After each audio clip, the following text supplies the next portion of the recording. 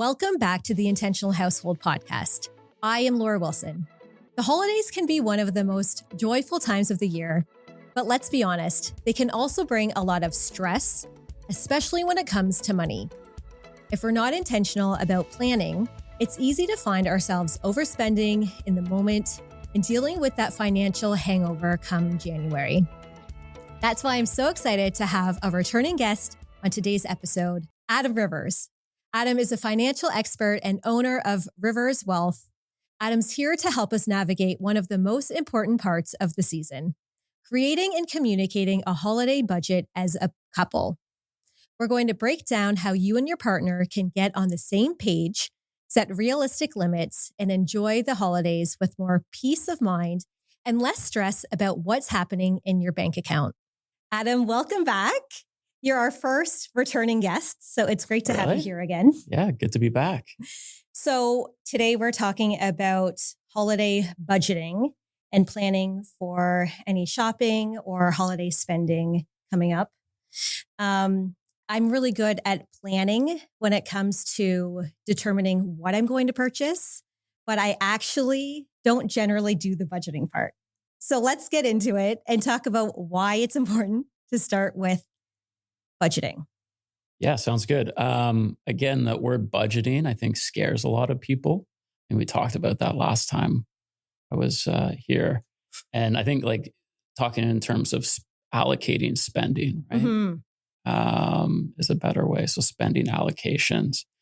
And as we kind of approach this year, it's a transitional time. You're approaching the holidays, the new year. It's a good time to look back on your spending allocations or budget. And hopefully there should be a line item there for the holidays. So it's a good time ahead of time to revisit that. Does it seem reasonable? Too low, too high? So good time to sit down with your partner or your family and go through how we want to allocate the holiday spending. It's actually a great point to talk about sitting down with your partner and having this discussion, because usually holiday shopping starts and then partners, they just go. They take off running and they're not actually sitting down together. And even if one person may have a budget in mind, most often I imagine a lot of partners aren't coming together to do this step first. I think coming together before things get rolling is really crucial. So both, partners feel engaged and involved. Sometimes one partner will get ahead, start spending. The other person's kind of like, well, you've done everything and I don't feel involved or engaged in the whole process, or like I had a say. So I think having that sit down early on, allocate, go through all the family members, discuss how much are you going to be entertaining, how much is that going to be costing, decorations, go through everything and get a kind of total. How does that look versus the line item in your budget? Adjust if you need to, and then go into the season feeling confident that you guys are being intentional with how much you want to spend per family member, how much you want to spend on entertaining, on decorations, on travel. And then you can enjoy the season and not have that guilt factor. I think quite often we come out of the holidays having gifted all of those items and then realize January hits and the credit cards may be maxed out. And then it's like, oh, wait, I didn't anticipate that now I may have to be signing up for camp. I may have to spend money toward X, Y, and Z as well that I didn't anticipate. So really coming up with the plan with your partner isn't just about protecting your wallet, but it's really about providing clarity, reducing any sort of stress or tension between the two partners as well. So if we were going to, let's just say Alex and I were going to come up with a plan for holiday spending, what's the first step? Well, I think we mentioned it as sitting down, right? And again, revisiting your budget. I mean, you should have a sense of how much in a year. I think a lot of people get fixated on, weekly, monthly credit card bills and those short-term cash flows. And there's going to be fluctuations through the year. And this is a big a big spike generally in expenditures this season, right? And as we roll into New Year, and then you're thinking about camps, which come in February, but also if you think about it in the fall, there's big expenditures for families with young kids on activities. Into the new year, you're looking at summer activities. So it's a big cash outflow year, time of the year. But if you're looking at like an annual basis, you should have a good sense of how much money are we bringing in, how much are we spending, and having confidence in that number, and how much do we want to save, right? And so it's a good time in the year to kind of reflect on your spending. Look at your credit card bills, look at your bank statements. How much actually have we spent this year? How much have we brought in? How much have we spent? And how much are we looking to save? In the new year, we're looking at RRSP season. So making allocations there. So it's just generally a nice time of year where, you're transitioning, you're reflecting on the past year, and looking forward. And it's a good time to refine some of those larger line items, right? Like holiday spending, like kids' activities, summer camps, and getting a good sense of your spending into the new year. So again, the holiday spending, it's one line item. I mean, it should be a relatively small line item in most households' spending. Okay. So, I don't know if there's a situation where how much do you think you spend on the holidays? That's a really good question, because if I'm thinking about it, I would be fearful of putting everything down. And if I, in my head, were to do a tally of what I had spent, I imagine I am only tracking or calculating a small fraction of the total spending that I'm doing, right? I'm probably thinking of the gifts that I'm purchasing for my kids, but then there's gifts for extended family members or other people who are supporting us. There's the food, maybe travel.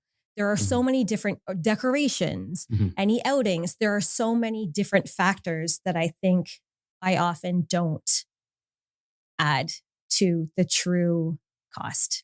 Yeah. And I think that can be the case with a lot of different line items in a budget, right? Where people will account for 70 to 80% of it and miss a lot. And then so you're under allocating and maybe thinking you should be saving more. But having an honest and doing a look back and kind of sanity check on your budget. Yeah, I can see how the reflection part is missing because, like you're saying, if households are doing any household budgeting, and you and I had talked about that in a previous episode, they might have that line item for holiday spending. But then when the holidays actually start, they may have actually forgotten that they have that line item. And so it's going back to see what you have allocated for the holidays. And actually, thus far in the year, how are you doing compared to what you set as the goal? And if your spending if you've spent more than what you anticipated elsewhere, then you need to make adjustments. And then also just tracking it, right? Because that's a part that is just not happening. I'm tracking in my head, but it's me alone. And most likely in my tally, Alex's spending isn't going into that.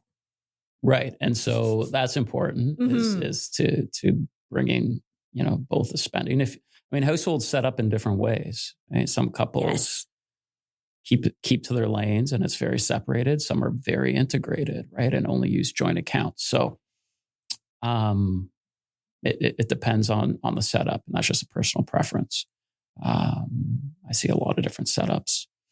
But again, it's I think helpful to look back at the larger budget, seeing where the holiday spending lies. Every family's different, right?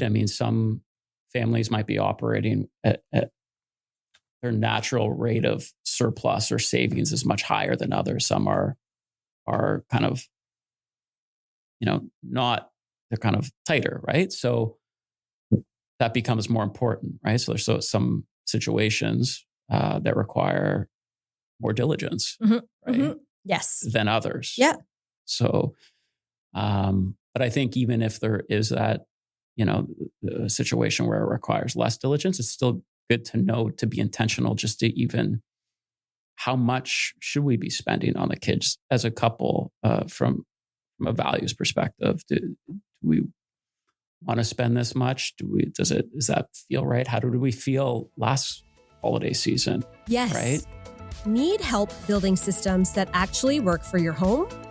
Visit intentionalhousehold.com to grab free resources, tools, and more. We've made the tools so you can spend your energy where it really matters. Well, I was going to say, I think that whether you really have to watch your dollar or you're a billionaire, everyone should be operating on a budget, right? And so everyone should have an amount in mind that they want to stay within. Right. And track that and see how they did at the end of the year or at the end of the holiday season. And really think about, how is it that you want to feel at the end of the holiday season when you've celebrated with your family and you've made all these purchases, you've given all these gifts to loved ones? How do you want to feel? Do you want to feel joy and happiness?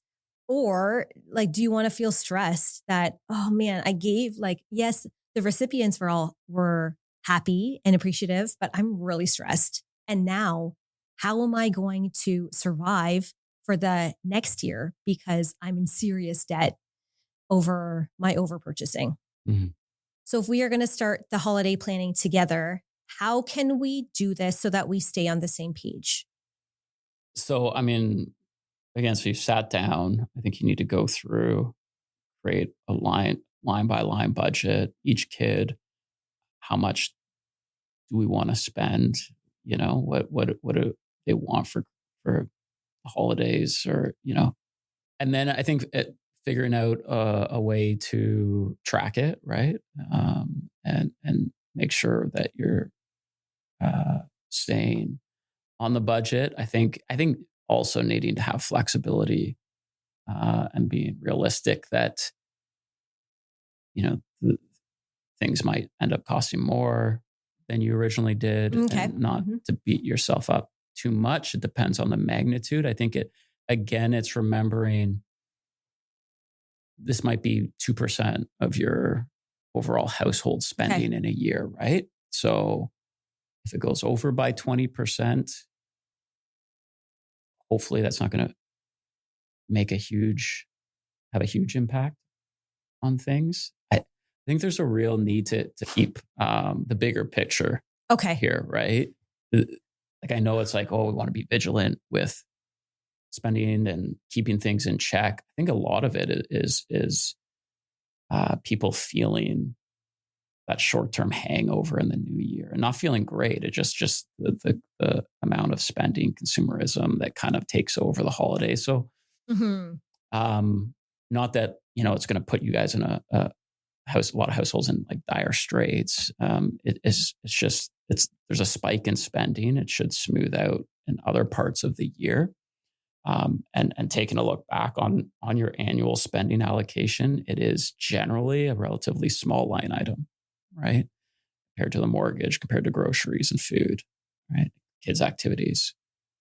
Okay, great. So keeping that if I overspend, that's keeping okay. in that context, yeah. But I think, I don't think it's going to put you in a dire financial situation, but it's how you feel about it, right? I think it's going back to being, intentional household, being intentional about the spending, having a plan, and that'll help you kind of stick to it before you kind of get caught up in the craziness of holiday sales and Prime Day and Black Friday and all that stuff that, can kind of overtake people. Some people. Yes. And I imagine, so for me, and I'm thinking about how my husband operates, thinking about what kind of tools can we use to work together. So I think if we had a sheet, he wouldn't look at the sheet. I'm thinking like a Google sheet. But if I just had something as simple as a shared note on our phone, then if we put everything down there and then record am I purchasing it or is he? Then at least we can see any, like, refer back to that easily. And then if any changes have been made, then he can look at that quickly rather than coming up with this plan, say on paper, and then, or a sheet that he will just never use. And if he's out at a store and he's like, oh, like I should get this. He can refer back to something very easily that's accessible. So I imagine that there are other apps that families could use, but I think the one that you're both going to access would be the best for a couple. Definitely. Yeah, for sure. So for you, do you and Tatiana use any sort of app that allows you to track your spending? Yeah. We use an app called Monarch Money. A few of my clients use it. Some have tried to use it, and I think it's a real personal preference, what the usability, whether people are actually going to engage with the app. So yeah, Monarch Money is good. You can set a budget for the holiday season, whether it's X thousands of dollars, and you can tag the purchases as they come in, and it'll notify you, how you're doing versus budget if you've gone over. Okay. So just that's one other tool. Okay. Oh, that's great. I love that because I know that I don't love a lot of stuff coming into the household, and so I'm very mindful of the purchases that I make. But then again, lack of communication. Alex has his own plan and he gets carried away and he has a vision. And then we end up with a ton of stuff because we've ended up with twice the amount of stuff and then over purchasing. So yeah, I missed a step with the Monarch Money. You can connect all your credit cards, all your checking accounts. Oh, wow. Both. So if you are using the app, going in, making sure all the accounts that you will be using to purchase holiday items is linked, and then it'll capture everything. Right? Okay. So there's no hiding. And it makes everything easier because now you don't have to personally look at all these different spreadsheets from your various accounts, bring them together. The work is all done for you. And again, there's no, let's say, hiding. Exactly. Or there's no surprises from when I have made the purchases. More accountability. Yes. I think it's going in, being open to having conversations about purchasing that can get tricky, I think, sometimes with a lot of couples, right? Where there's defensiveness, if there's definitely, yeah. So another thing that I think is just like holiday parties too, right? People don't account for that, like with friends, work, this, that, like it can add up. Exactly. That's something that I wouldn't factor in because there are a lot of parties, lots of consumption, and that's not going into the budget quite often. That's I think it's overlooked or it's put in a different category. So really being mindful of capturing everything. If we're being realistic and actually doing this planning, when would you say is an appropriate time to reflect on the budget for holiday spending and really sit down with the plan with our partner before the season takes off? So I would say just holiday spending, once you kind of get comfortable with how you're going to approach that, you're comfortable with what's in your budget. I think it's also a good time to just, if you're sitting down, having a conversation about finances, is to reflect on the year and your overall financial plan, right? So a big piece of that is saving and investing, right, for your goals. Into the new year, you're going to be looking at, RSP season. Hopefully you should have an idea of how much each of you want to allocate saving wise to your RSPs, to your TFSAs, your registered accounts, to RESPs. Grandparents might be giving gifts to the kids, cash gifts. A lot of times I see a lot of families where they receive gifts from family members and allocate some of it to their RESPs. So I think taking a step back, how have we done on the spending front throughout the year? Is it kind of roughly in line with what we expected? If that's the case, given incomes we're earning, we should be saving this much. This is how we wanted to be allocating it. And And, maybe it's on track, maybe it's not. Find out why it's not. Maybe make adjustments, just so you kind of feel confident going into the season, a holiday season, and into the new year. When would you do it? Like November? Like a review of your financial plan in general. I think if you're sitting down having a discussion about holiday spending, I think November is a good time, right? Okay. You're kind of finishing off the year. It's a good transitional period. You're talking about spending in general with the holidays. It's a good time. If you've ever thought, why do I keep reacting like that? Or why do I get so annoyed? You're not alone. That's where the Print Survey comes in. The Print Survey helps you understand your unconscious motivators, the hidden why behind your behavior.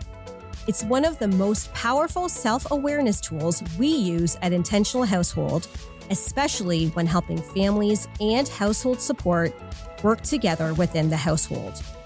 You'll uncover what motivates you, what derails you, and how to parent and partner with more empathy and ease. Take your Print Survey and start showing up with intention. Email us at info@intentionalhousehold.com to get started.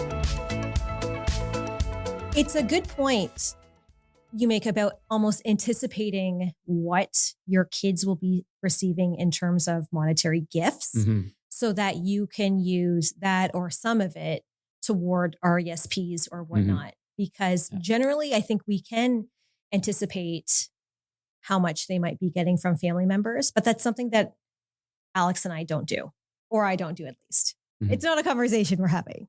So it's a good point that that's something we could anticipate. Yeah.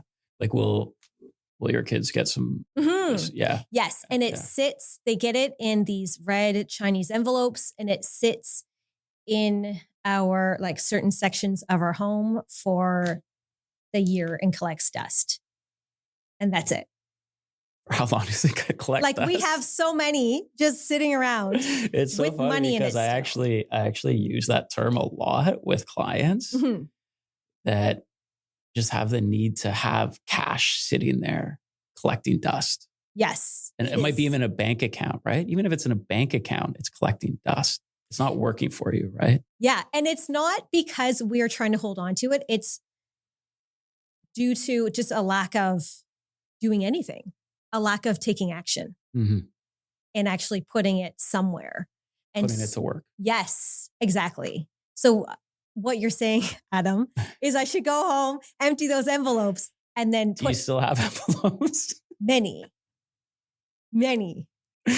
So, that money is just going down in value, right? Yeah. Okay. Yeah. So putting those into your, like the kids' contributions right away. Yeah. So that it's your kids have RESPs. So we have RESPs for our kids, and we just are not great at regularly making the contributions that we should be. We have hit some roadblocks in terms of just setting up the account that we want. It's just it's just like it's been more complicated than it needs to be. Okay. And so I don't believe we're up to date on where we should be. Okay. I mean, again, with accounts like that, any opportunity to automate these things is great, right? So even doing auto contributions weekly. Okay. $30 a week. Okay. So that you reach that max for the year. Right. Yeah. Okay. And having an idea of what those numbers are, max per kid, understanding the rules, contribution rules, and limits around RESPs. That's actually going to be my number one takeaway from this conversation. Okay. Laura, I don't know about you, but we've had issues in the past with having the kids feeling overwhelmed, honestly, with the amount of stuff they get, us feeling overwhelmed. Yes. We think about what we think is reasonable for them to receive from our, but we don't really factor in extended family and some grandparents that go overboard. So I think it's important to maybe not just have a conversation as a couple, but also bring in that extended family, namely grandparents probably, and setting expectations for what's reasonable. If they have a certain amount that's higher that they'd like to allocate to the kids, maybe it's received in a contribution to their RESP or cash that the kids can save. That's a really good point, because it's a lot of the time we've been talking about having a conversation with your partner, and we've talked about anticipating the amount of money that might be coming in, but it's having a conversation with other, say, extended family members, and actually thinking about what it is you want to bring into the household. And if they plan on buying tons of gifts, and then another extended family member does as well, right? It just all adds up and gets stressful. Balloons. And so how can you manage that so that it isn't so many items and just kind of, I'm not saying wasted money, but the money could be put to better use. Yeah.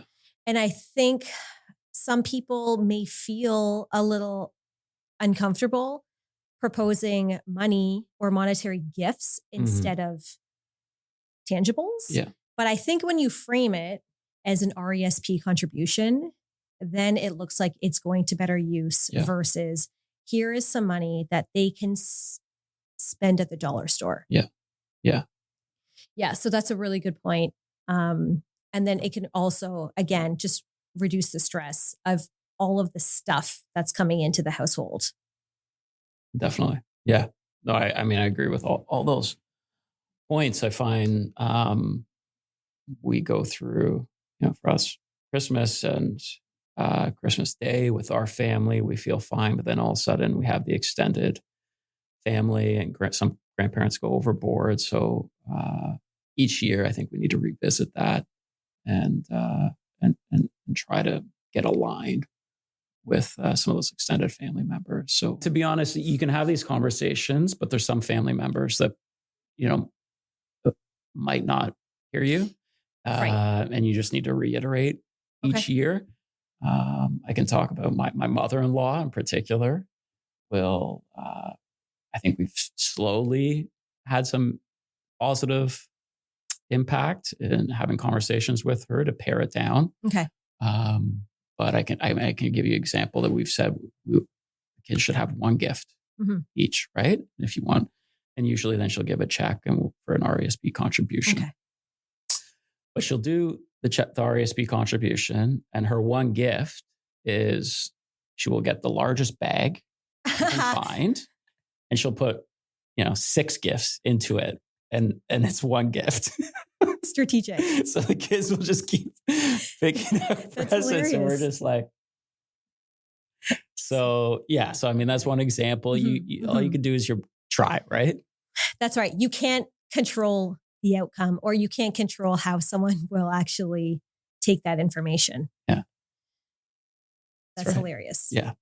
Yeah. I mean, you can communicate as best as you can, but you can't, at the end of the day, you can't control what they're going to actually do. That's right. So we've talked about including the partner in the plan, extended family members, but there are some other individuals who we haven't included in the plan so far, which are our own kids. And that's something that my kids have never been a part of the process beyond their wish list and communicating to Alex and I what they want for the holidays in terms of gifts.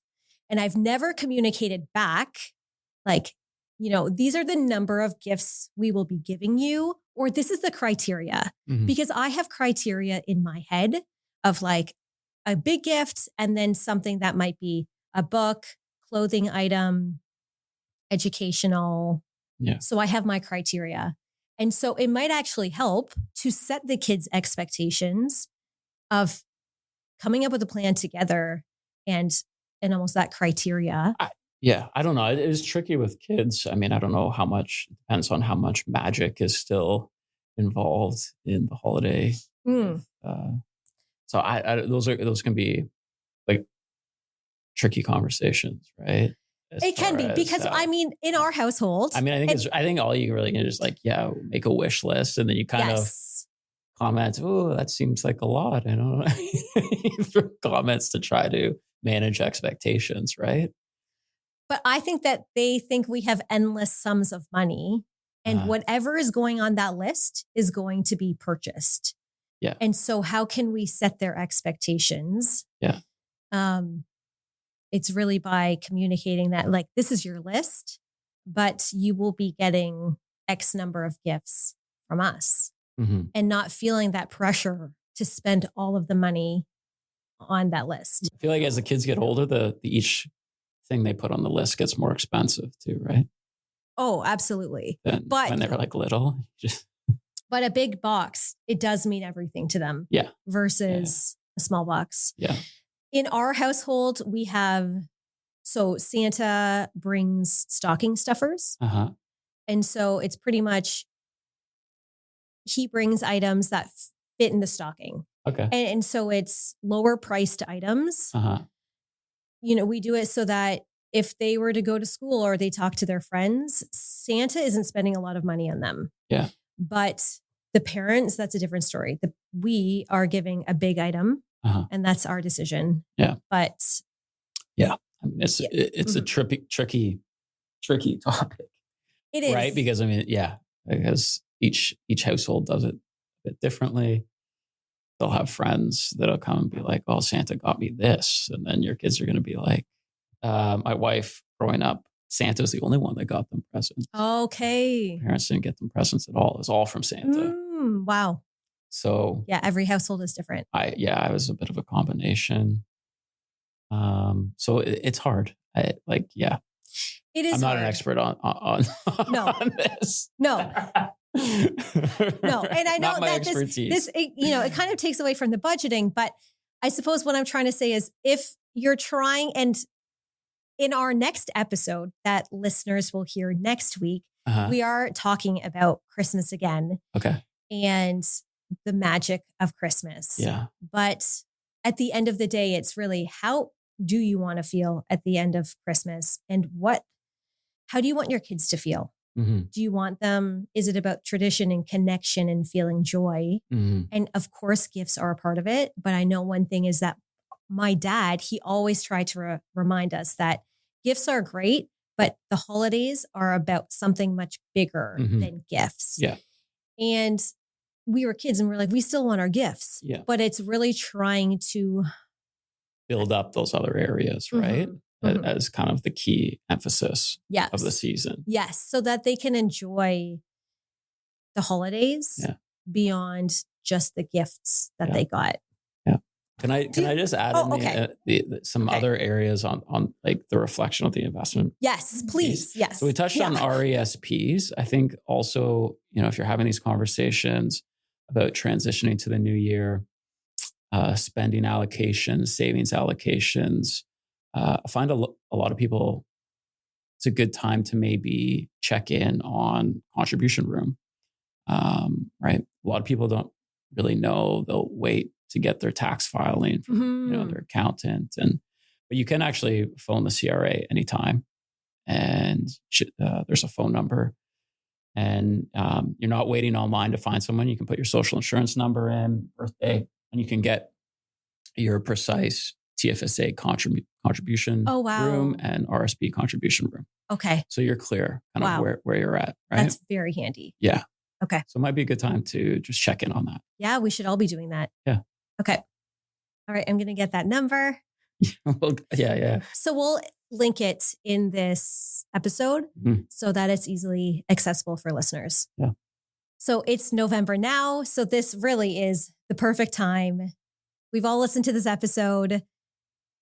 Set a date if you have a partner, set a date with your partner to take action and start the budgeting so that we don't get carried away during the holiday season.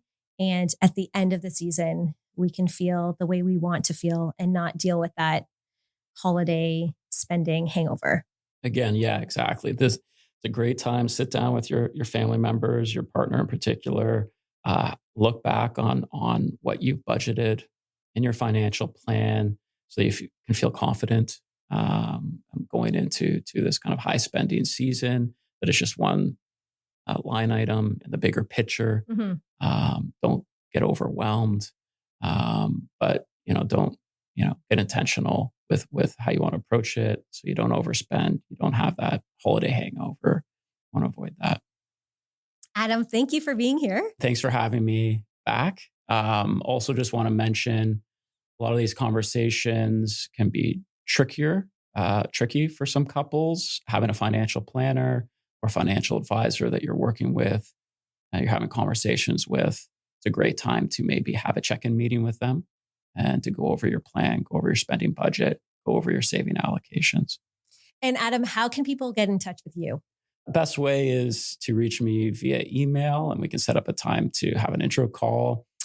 Email is adam@rivers-wealth.com. And we will link it here as well. Awesome. Thanks, Adam. All right. Thank you. If this episode made you think, smile, or take action, don't forget to follow the Intentional Household podcast. We drop new episodes weekly with real talk and helpful strategies to run your home like it matters, because it does.